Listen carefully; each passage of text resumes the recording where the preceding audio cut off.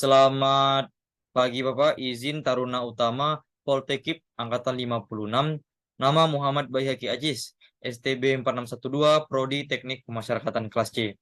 Izin Bapak, izin di sini saya akan menjelaskan tentang eh, ontologi ilmu, epistemologi ilmu, dan juga aksiologi ilmu yang menjadi syarat ujian akhir semester filsafat ilmu pada semester 5 di Teknik Pemasyarakatan.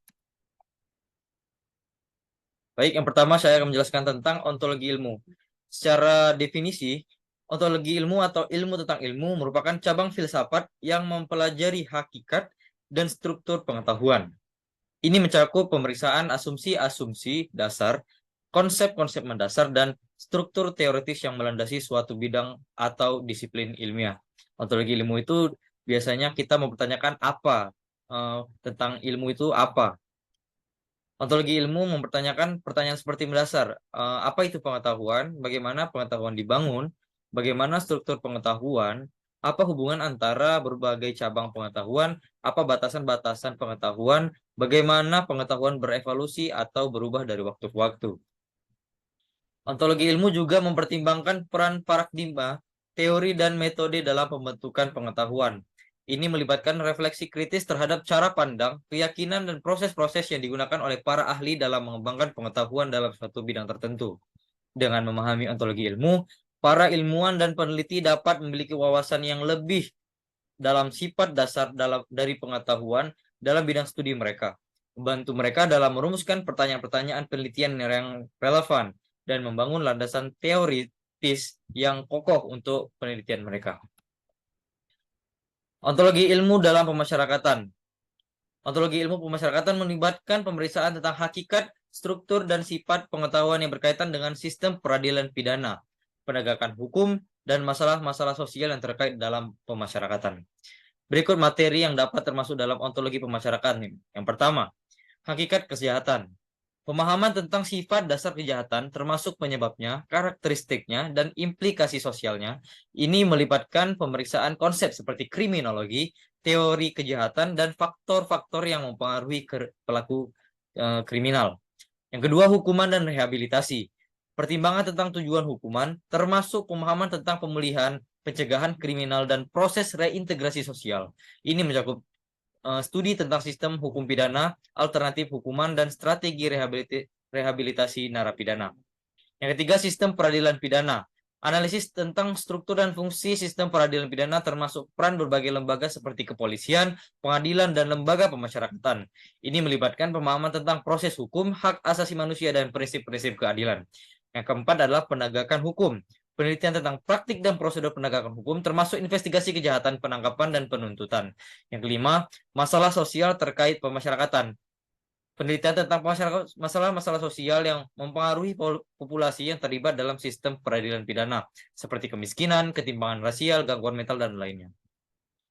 Studi tentang ontologi pemasyarakatan membantu kita untuk memahami landasan konseptual dari sistem peradilan pidana dalam pemasyarakatan, serta implikasinya terhadap hukum-hukum penegakan hukum, rehabilitasi, dan reintegrasi sosial. Hal ini juga memungkinkan para profesional di bidang ini untuk merumuskan kebijakan yang lebih efektif dan berbasis bukti dalam menangani masalah kriminalitas dan keadilan sosial. Baik, yang kedua adalah epistemologi ilmu. Epistemologi ilmu adalah studi tentang sifat pengetahuan ilmiah, cara kita memperoleh pengetahuan tersebut, dan kriteria yang digunakan untuk menilai kebenaran atau kevalidan suatu pengetahuan ilmiah.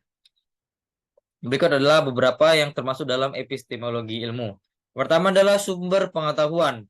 Penelitian tentang sumber-sumber pengetahuan baik yang bersifat empiris atau pengalaman dan observasi maupun rasional berdasarkan pemikiran dan logika. Yang kedua, proses penalaran. Analisis tentang proses-proses berpikir yang digunakan dalam membangun pengetahuan ilmiah, termasuk deduksi, induksi, dan abduksi, dan analogi. Ini melibatkan pemahaman tentang cara-cara kita menghubungkan bukti-bukti, mengajukan hipotesis, dan menarik kesimpulan dalam konteks penyelidikan ilmiah. Yang ketiga, metode ilmiah. Kajian tentang metode-metode yang digunakan dalam penelitian ilmiah seperti observasi, eksperimen, survei, studi kasus, dan pemodelian matematika. Yang keempat, kepastian dan ketidakpastian.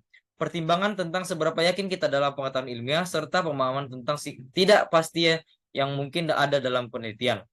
Yang lima, kriteria kebenaran dan validitas. Pemikiran tentang kriteria yang digunakan untuk menilai kebenaran atau kevalidan klaim ilmiah. Yang keenam, revolusi ilmiah dan perubahan paradigma. Penelitian tentang cara pengetahuan ilmiah berkembang dari waktu ke waktu, termasuk peran revolusi ilmiah dan perubahan paradigma dalam mengubah cara kita memahami dunia. Epistemologi ilmu membantu kita memahami cara kerja dan batasan pengetahuan ilmiah, serta memberikan landasan filosofis bagi praktik ilmiah. Dia juga membantu dalam mengevaluasi klaim-klaim ilmiah, memahami dinamika penelitian ilmiah, dan menentukan penyesuaian metode-metode penelitian dengan tujuan dan konteks penelitian tertentu. Berikut adalah epistemologi ilmu pemasyarakatan. Mempelajari tentang cara memperoleh pengetahuan tentang sistem pemasyarakatan, penegakan hukum, dan perubahan perilaku yang diharapkan dari sistem individu yang terlihat dalam sistem tersebut. Epistemologi ilmu pemasyarakatan mencakup berbagai konsep. Yang pertama, sumber pengetahuan. Membahas tentang sumber-sumber pengetahuan dalam ilmu pemasyarakatan. Bagaimana penelitian data, pengalaman praktis, dan teori-teori yang digunakan untuk memahami perilaku manusia dalam konteks sistem peradilan pidana.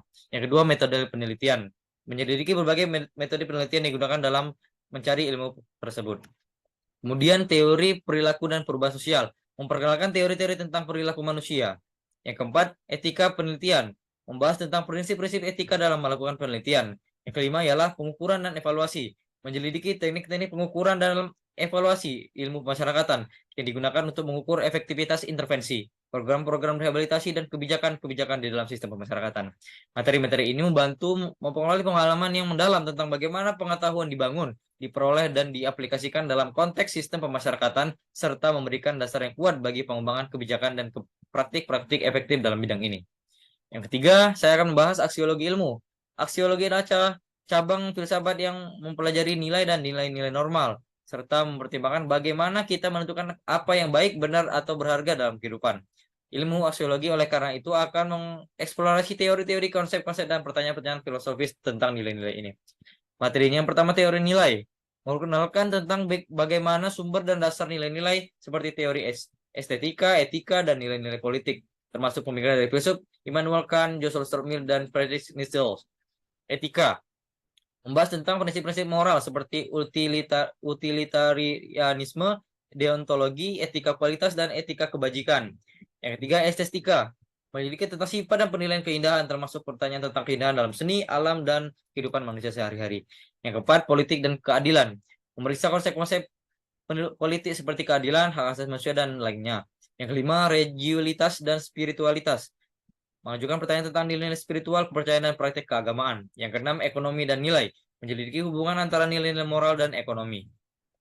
Ilmu aksiologi membantu kita memahami asal-usul, sifat, dan implikasi dari nilai-nilai yang kita pegang dalam kehidupan kita sehari-hari, serta bagaimana nilai-nilai ini membentuk pandangan dunia dan tindakan kita. Dalam pemasyarakatan, aksiologi ilmu sebenarnya tidak hanya mempelajari nilai moral dan etika yang terkait dengan sistem pemasyarakatan, tapi juga melibatkan penelitian tentang dasar-dasar filosofis, moral, dan etis dari sistem tersebut. Yang pertama, analisis nilai-nilai, mempelajari nilai-nilai moral dan etika yang menjadi mendasar sistem pemasyarakatan, termasuk nilai-nilai seperti keadilan, rehabilitasi, keamanan masyarakat, dan perlakuan yang manusiawi terhadap narapidana. Yang kedua, kritik terhadap sistem, menyelidiki dan mengevaluasi dasar filosofis dari sistem pemasyarakatan, serta menilai apakah sistem tersebut sesuai dengan prinsip-prinsip moral dan etika yang dipegang. Kemudian pengembangan kebijakan. Yang keempat, etika penelitian. Yang kelima, pengelolaan dan praktik pemasyarakatan. Dengan memahami dan menerapkan aksiologi ilmu pemasyarakatan, praktisi, peneliti, dan pembuat kebijakan dapat memastikan kembali bahwa sistem pemasyarakatan beroperasi dengan memperhatikan prinsip-prinsip moral dan etika yang mendorong keadilan, kemanusiaan, dan rehabilitasi. Sekian.